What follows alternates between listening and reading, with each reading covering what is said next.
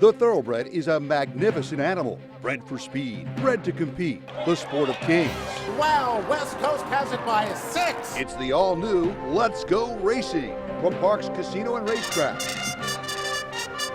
It's action-packed and fun for the entire family. 3 of them are right together with 1 furlong to go. Let's Go Racing is brought to you by the Pennsylvania Thoroughbred Horsemen's Association. It's fun to see them run.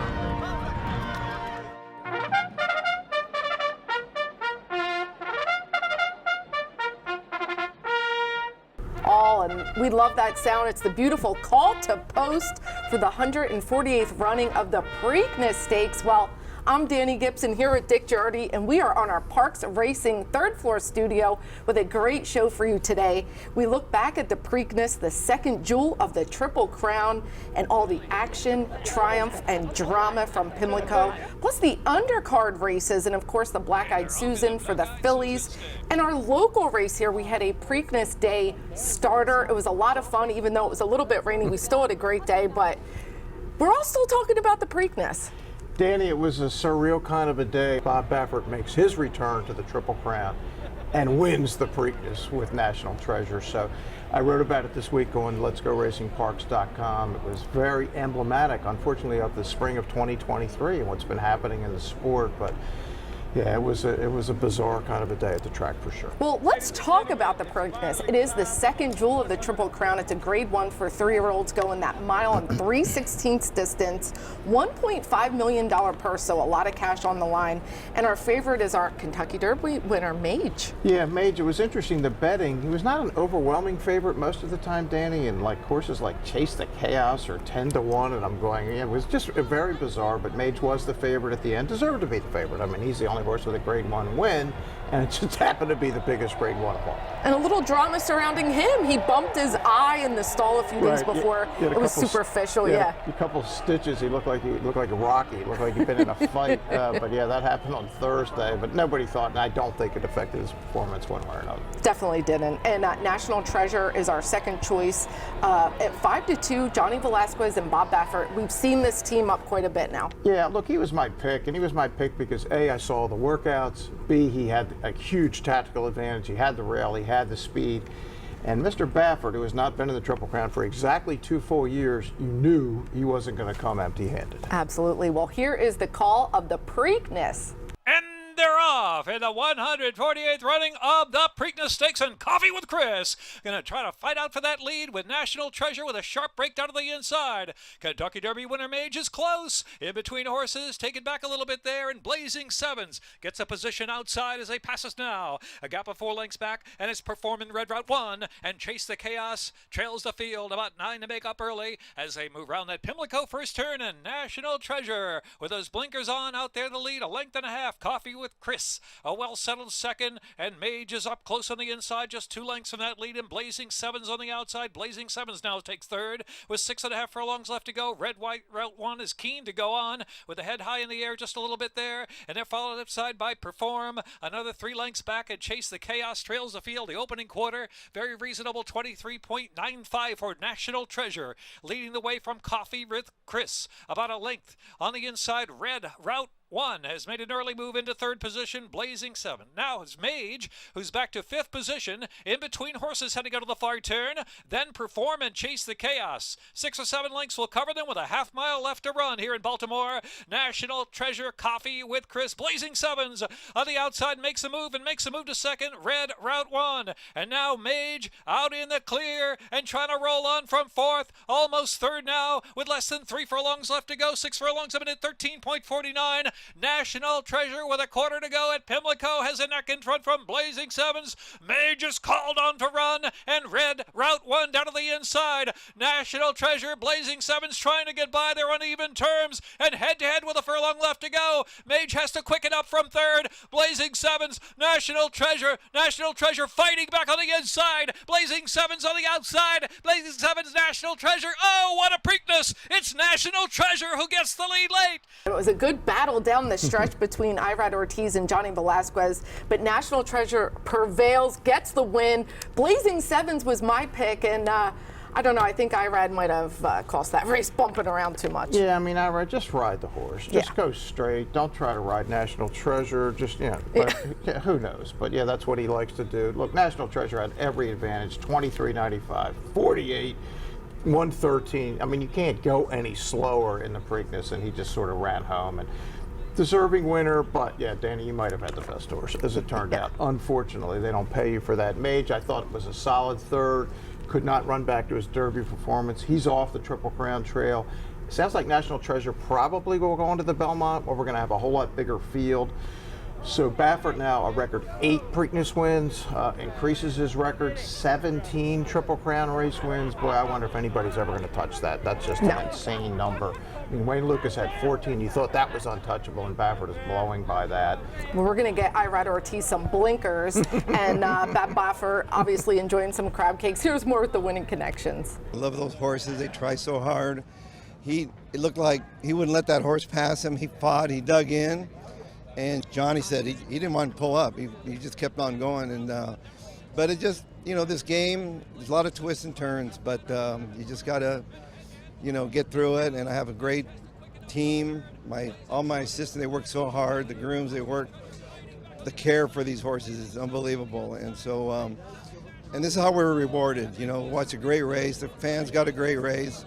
Unfortunately, would like to see the Derby winner win because it helps, going to Triple Crown. I've been there for those disappointments, but they did a great job. I got to get to know them and stuff, but it was a great finish for me. Very emotional, but a great finish. Well, that wraps up the Preakness, our second jewel, the Triple Crown. So in just 2 weeks, we head to New York for the Belmont, and we're going to get some new shooters, but we'll get to see some horses returning that ran in the Kentucky Derby. I'm excited about that. Yeah, Angel Empire for sure. Sounds like he's going to go. It looks like Forte is going to go off a 10-week layoff, right? Remember, he was scratched the morning of the Derby, and that won't be the only. It'll be a much bigger field than we had in the Preakness. We will not, however, as I said, have Derby winner Mage.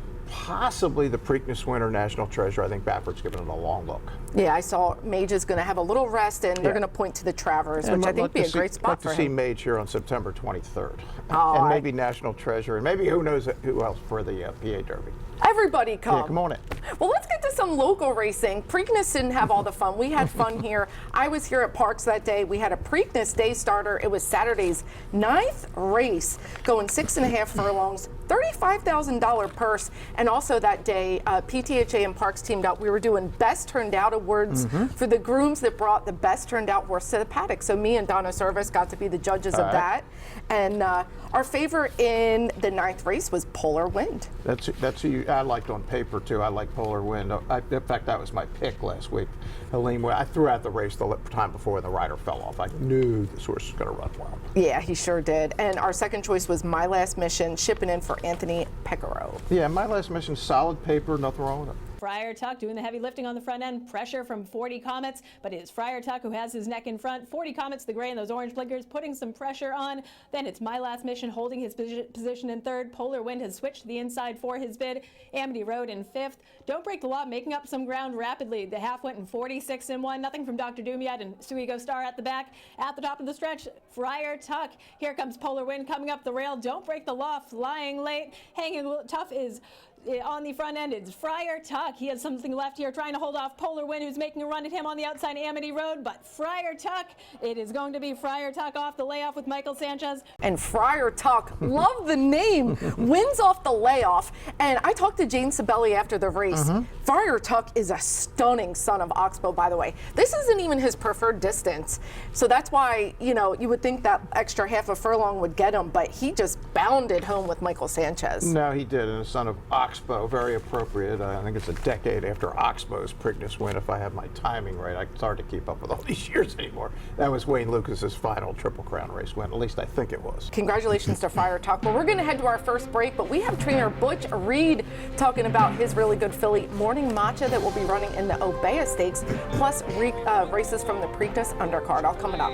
Who's your filly with a half-length lead with Merlaza there second? Chapman Ford of Horsham is now the #1 volume Ford dealer in the Philadelphia region. There's plenty of reasons why, and it's not just because we have a great selection of new Fords. That helps, but it's mostly because of how much we all take pride in providing the best customer experience, the Chapman experience. Finding your new Ford can still be difficult. If we don't have it in stock, then we'll help you reserve one of our available inbound vehicles, or our order team can help you custom order the exact new Ford you want.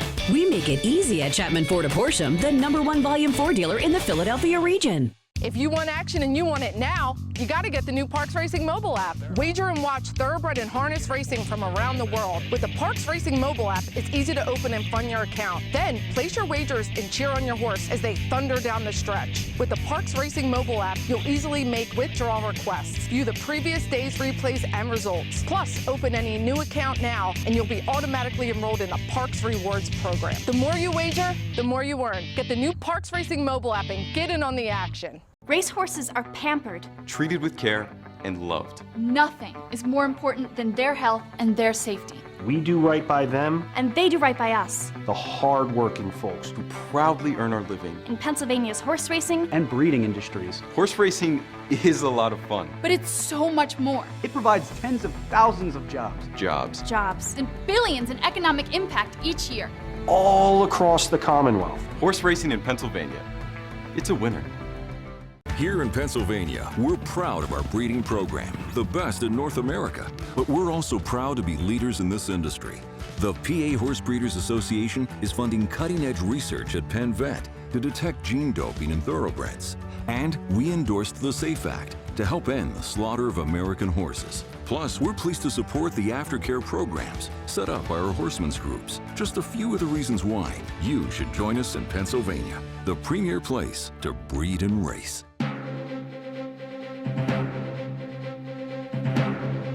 Welcome back to Let's Go Racing. Well, our very own Bruce Casella caught up with trainer Butch Reed to talk about his Pennsylvania bred filly, Morning Matcha, that will be running in the Obeah Stakes today down at Delaware Park. Here's more with that. We kind of put Pistol Liz in there just to ensure there was a solid pace in front of Morning Matcha, but it looks like there's enough pace in there anyway. So we went ahead and re-entered Pistol Liz Blazing in an allowance race here at Parks on Monday, so she'll be running there. So Morning Match will go by herself down there, and I think she'll give a good representation for us. She's really doing well. Her race off the layoff was nothing short of spectacular, so I'm expecting a good race. What's the ultimate goal for Morning Matcha? Well, immediate goal is actually the reason we're down there is trying to set her up for the Delaware Handicap. I've always felt at Delaware Park they need a race over the track down there, so that's part of the idea behind this race, to get a race over the racetrack. And it's a nice short ship, and the Delaware Handicap is our immediate goal. I know Morning Matcha has done very well for trainer Butch Reed, and she was relatively not an expensive horse either that he found at the sale, and she's just, every year, just continues to get better. Yeah, second in the cotillion last year in a grade 1, and she had great speed in her first start this year. That's a really good sign, I think, for having a big 2023 Obeah and then on to the Del Cap if everything goes right. Well, we'll be there rooting her on down at Delaware Park. Well, let's get to some of our national races. We're going to look at Preakness's undercard. This is the Jim McKay Turf Sprint, 5 furlongs on the turf. This is going to be a fast one. And this is for 3-year-olds, $100,000 purse. And our favorite is Coppola for Dale Romans. Yeah, ran just a giant race last time. Question is, was that a one-off or not? Our interest in this race was mostly because of the great That's Right. Last year's Turf Monster winner, Michael Moore's been trying to get him a race for a while, kept getting rained off the grass. Danny, on the paper, it looked like there was a lot of horses with early speed. My theory, when That's Right is in the race, there's only one horse with speed. It's That's Right. He's got some real speed. Here's the call to Jim McKay. Into the far turn run with 3 furlongs left to go. Opening quarter mile, 21.63. And they got a catch now up front as they turn for home. That's right. That's right. Nothing better there on the outside. Beer Can Man is third and driving now. Coppola toward the center of the track is fourth. They're coming to the final furlong. Nothing better is just in front. Nothing better. Beer Can Man. Beer Can Man producing a run on the outside. Beer Can Man. Nothing better. Nothing better. Trying to hold off Beer Can Man. Beer Can Man and Nothing Better. Fight it out down to the line. Beer Can Man. And Beer Can Man gets the win with Flavian Pratt, who had a day. We'll talk about that as our show goes on. But Beer Can Man, you guys saw him here at Parks. He ran in the 2021 Turf Monster and was ultimately put up for the win. Exactly. Nice horse. It came from the West Coast, and as you said, Pratt was was just doing things like he was doing prep things. He just wins races. Unfortunate for That's Right. He took a kind of a left turn out of the gate. Danny was immediately last and then rushed up to make the lead. 21.63, so he probably went 21 flat for his first quarter. Yeah, he got tired. He's going to have a big year. This was, I think, the toughest field he's been in. It was tougher than the Turf Monster field, but yeah, don't give up on That's Right. No. I bet him at 9-1. I couldn't believe the price, and I'll keep betting him because I like this horse a lot. He certainly got a lot of fitness out of that prep race. We'll look to see him back second time off the layoff. I think he'll be much more ready to go. Well, let's look at Friday's card. It's the Black Eyed Susan. It's a grade 2 going a mile and 1/8 for 3-year-old fillies, $300,000. And our favorite is FISA, coming in from California for trainer Bob Baffert. Yeah, and a deserving favorite. 5 for 5, won the Santa Anita Oaks in the best performance of her career. It's interesting, Danny, still hasn't run a big buyer figure yet, not over 90, owned by Michael Lund Peterson, who's a local guy, lives out north of Baltimore, and of course trained by Bob Baffert. And who's your filly? She is just so cute. She's danced all the dances. She's our second choice for Tom Amos. Yeah, she's been bet in every start. She won big in her first 3. She hasn't been particularly good as a 3-year-old, but maybe she'll be a little better today. Here's the call to Black Eyed Susan. 8 lengths from front to back, opening quarter mile, 23.44 for Who's Your Filly? Who's Your Filly with a half-length lead with Merlaza there second. On the outside is FISA in the clear third position as they run past the 5 pole. Sacred Wishes in fourth. Inside Comparative is next in fifth, and Taxed is next in sixth. Back to Towhead, back of the pack with Cats in the Timber, and Balpool now trailing the field, still 9 lengths from front to back. Who's Your Filly in a 47.24 half mile. Sneaks away to the far turn, tries to get away from Merlaza. The lead is a length. Who's Your Filly, Merlaza now. FISA's called on for run. She's outside trying to move from second now and targeting Who's Your Filly midway on that turn as Taxed is racing in fourth and trying to improve too with a quarter to go at Pimlico. Who's Your Filly turns for home. Who's Your Filly? FISA's working hard. Inside there, dropping back is Merlaza. On the outside is Taxed with a furlong left to go. Who's Your Filly's in front, trying to stay on. On the outside, Taxed. The two grays are slugging out of the final furlong. Taxed has grabbed Who's Your Filly. Taxed in front with a 16th left to go. It's going to be Taxed. And Tax, the gray filly, runs by the other gray filly, Who's Your Filly, who looked like a winner at the 16th pole, but Tax does get up with a win for Rafael Bejarano for trainee Randy Morse, a name we don't get to hear as much, but certainly a great trainer. Yeah, look, FISA was disappointing. There's no doubt about it. She had a perfect trip, just couldn't finish. Who's Your Filly ran the race that she'd been running last year, finally. And Tax kind of came out of nowhere, second in the Fantasy. This was her race of her career. She'd been running behind wet paint every time, but this time she was really good, and good for Randy Morse, like you said, a guy that doesn't get these kinds of opportunities. Taxed wins the Black Eyed Susan. She certainly did in style. Well, let's stay on Friday's card. It's the famous Grade 3 Pimlico Special, a race with a lot of history. They're going to go a mile and 3/16, $250,000 purse, and Rattle and Roll by Sire Connect is our even money favorite. Yeah, by Connect, a PA Derby winner, and this horse is on a roll for our buddy Kenny McPeak. 3 out of the last 4 buyer figures in triple digits, and was really impressive winning the Ben Ali at Keeneland last out. I like what you did there. And Law Professor is our second choice favorite for Rob Atras, a trainer that's certainly having a breakout year based in New York, and he's really starting to get some nice horses. Yeah, Law Professor closing on $1 million in earnings, and as you said, Rob Atras has having a great year and has some real good horses in his barn. Here's the Pimlico Special. Speed Bias, the one to catch. Keystone Field remains close outside of that one, trying to put a little more pressure on now as they make their backstretch run. And so they're 2 lengths back, and Kuchar on the inside of Law Professor. They're head-to-head, right there third, at just about 3 lengths on the front. Another 2, and it's Clapton as Rattle and Roll still in an even pace, heading on for the far turn run, and Armando Art trailing the field, 47.58 for the half-mile fraction, heading round that turn. And it's Speed Bias trying to carry that speed all the way. Speed Bias from Keystone Field. Kuchar asks for more run. Law Professor is ridden along. Clapton is next. And Rattle and Roll's trying to swing into action. Has 7 to make up. Is coming widest of them all with a quarter to go at Pimlico. The outside Rattle and Roll has improved to third. Turning for home, and it's Speed Bias. Rattle and Roll. Shake it up on the outside by Pratt. Here's Rattle and Roll, the center of the track. Speed Bias desperate to hang on. Now they're head-to-head for the lead for the the final furlong. We'll put you up on Keystone Field in third. Rattle and Roll, Speed Bias in for more on the inside. Speed Bias, Rattle and Roll in a fight down to the finish here at Pimlico. Rattle and Roll, Speed Bias, and Rattle and Roll. And it was a head bobber with Rattle and Roll getting the win. Tough beat for the 7-horse, but Flavian Pratt just having himself an incredible day. He always posts on Instagram his gym workouts, and I think they're paying off. Yeah, something's paying off. Look, he's as good as it gets. He always gets great position. He's really smart, and he can finish with the best of them. And he had to, because it looked like Rattle and Roll was going to go by easily, but Speed Bias would not give up. I think maybe we'll see Rattle and Roll next in the Stephen Foster back home and at Churchill Downs for our buddy Kenny McPhee. We're going to head to another break, but we have lots coming up on the other side. Our jockey and trainer of the week, more race recap, and of course, Dick and I will talk more in news and notes.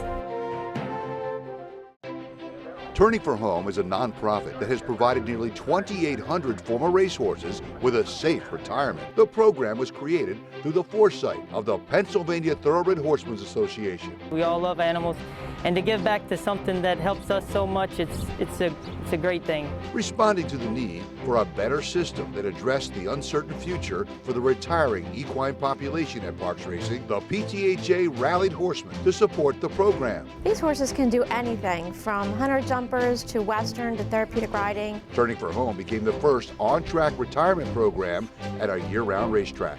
We want to make sure that our horses that have run so well for us over the years get the great opportunity to get a new vocation. Out of everything that we've done in Pennsylvania for racing, I think that's the thing we can be most proud of. If you would like to help these amazing animals find a great second career and forever home, please give us a call or contact us at turningforhome.org.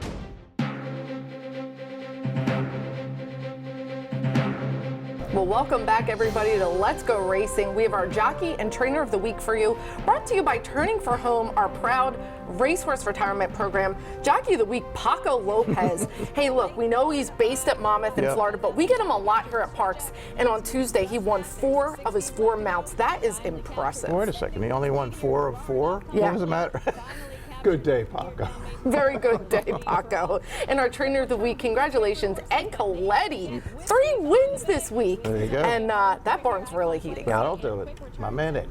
Good job, Ed. Well, let's get into race recap. We're going to take a look back at Preakness Undercard at Pimlico. It's the Grade 3 Dinner Party Stakes. I like the sound of that, going a mile and an eighth on the turf, $200,000. And Emmanuel's going to set the pace with a tone right at his flank. Yeah, they're setting the pace, but look out for the 6. Never Explain. When Chevrolet comes into the Preakness day, look out.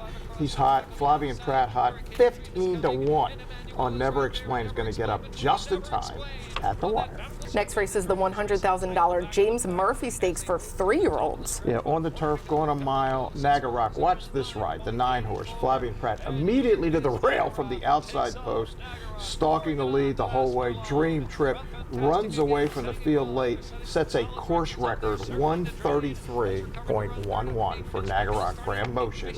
Flavian Pratt. Big day for Flavian Pratt. 3 wins in Grand Motion. Really nice horse with Nagarock. Well, it's the Sir Barton Stakes. It's $100,000 for 3-year-olds going a mile and 16th. We're back on the dirt, and Arabian Lion just gets a comfortable lead here. Yeah, Lone Speed looked like he really couldn't lose. 2-5. It was never really in doubt. Johnny V, Baffert, loose, gone. 103 buyer. They asked Baffert after the race, what did you think? He said, I probably should have run him in a Preakness. He ran great, but he's more of I think he's a mile and a 16th. Maybe we see him in the Woody Stevens. I don't think he's going to the Belmont. But by the way, son of Triple Crown winner Justified, but this isn't the best Arabian. He has Wait for Arabian Night. That's the best 3-year-old he's got in the barn. Arabian Lion, nice winner there. Yeah, the only horse that even made a run at him was Tappett's Conquest, but he was gone, no match, as Dick would say. Well, it's time for Eye on Racing. No Triple Crown races today, but our friends are down at Delaware Park in the Obeah Stakes. We're cheering on Morning Matcha. Absolutely. And really good field, too. Yeah, Delaware Park. It's cool that it's open. One of the great places to go to the racetrack. Yeah, and Monday we have racing here at Park, so spend your Memorial Day with us. Absolutely. And big day out of Santa Anita, the Grade 1 Hollywood Gold Cup, the Shoemaker Mile, and the Gainley Stakes. So they have 3 Grade 1s out there. Yeah, look forward to it. I might be playing the contest at Santa Anita. I will be playing the contest at Santa Anita. All right, so we know Dick will be studying all weekend, watching replays. Maybe we'll give him some good tips so he can buy us all dinner next week. But we're going to head to a final break, but stick around. We have lots for you in news and notes. Here in Pennsylvania, we're proud of our breeding program, the best in North America. But we're also proud to be leaders in this industry. The PA Horse Breeders Association is funding cutting-edge research at Penn Vet to detect gene doping in thoroughbreds. And we endorsed the SAFE Act to help end the slaughter of American horses. Plus, we're pleased to support the aftercare programs set up by our horsemen's groups. Just a few of the reasons why you should join us in Pennsylvania, the premier place to breed and race. The Pennsylvania Thoroughbred Horsemen's Association is the advocate for Parks Racing's horsemen and has worked hard to secure better lives for the hundreds of trainers and their families that work in the thoroughbred racing industry. Our horsemen benefit from medical coverage, trainer pension plans, and increased purses. Thanks to these horsemen, racing at Parks is the very best, providing entertainment for you and the entire family. The Pennsylvania Horsemen are proud to be part of the community and introduce a new generation of fans to the sport of kings. Chapman Ford of Horsham is now the #1 Volume 4 dealer in the Philadelphia region. There's plenty of reasons why, and it's not just because we have a great selection of new Fords. That helps, but it's mostly because of how much we all take pride in providing the best customer experience, the Chapman experience. Finding your new Ford can still be difficult. If we don't have it in stock, then we'll help you reserve one of our available inbound vehicles, or our order team can help you custom order the exact new Ford you want. We make it easy at Chapman Ford of Horsham, the #1 Volume 4 dealer in the Philadelphia region. Welcome back to Let's Go Racing. This is news and notes, and Dick and I are going to make a few bucks for you, some old pocket money. And we're going to take a look at Monday's 9th race. It's an allowance optional claiming race for our fillies and mares going a mile and 70 yards. Big pot to $56,000. Who do you like? Nah, I like Princess Sophie. John Service, like the last couple of races, has speeds, won 3 out of 4 with a second. John Service, Frankie Pennington, you can't go wrong. All right, I'm wavering between two horses, but I'm going to go with my first choice, Glow City. I was going to go to Sophia's Secret, but Glow City, Jamie Ness, Ruben Silvera, they're on the outside. They're speed, but they'll be able to press from the outside. That's my thinking. It sounds like a plan. Sounds like a plan. We'll see how it goes. Well, these racehorses are very competitive in modern games. Eclipse Award winner, Breeders' Cup winner. He had to fight to the finish, literally. He gets savaged here. Just goes to show you the will these horses have to win. But he gets it done after someone tried to grab his bridle. Yeah, it's a little bizarre. We have seen it. Yes, very rude of this other horse. Well, Parks was the main sponsor at the Franklin Square event, and lots of fun had, and some really big key players out there. Former Mayor Ed Rendell. Yeah, it was the Wednesday before the Preakness. Bruce was there. I was there. It's a really cool night. They dedicated the Rendell family fountain down there, and it's a wonderful event. People come from all over. Chris Griffin, former racetrack announcer here, called the Carousel Race, where Kate DeMasi, I thought it was a questionable photo. I thought she might have won the photo. They said she finished second, but it was a cool night. Great charity event for a wonderful place. If you get a chance down in Center City, Franklin Square is a really cool place. You got a mini golf event. Very cool. Oh, I can't wait to go. I want to ride the Eagle. How about it? Well, that wraps up our show this week, but come hang out with us. Spend Memorial Day with us. We're here with live racing. Post time is 12:40. We race Monday, Tuesdays, and Wednesdays. Well, that wraps up our show this week. Thanks for joining Dick and I on Let's Go Racing. And they're off. Skippy Longstocking has early speed. We the people from in between horses. Taba has got the lead now. It's Taba in the center of the racetrack, but Taba is drawing away, and Taba with Mike Smith, they win the Bet Parks Pennsylvania Derby.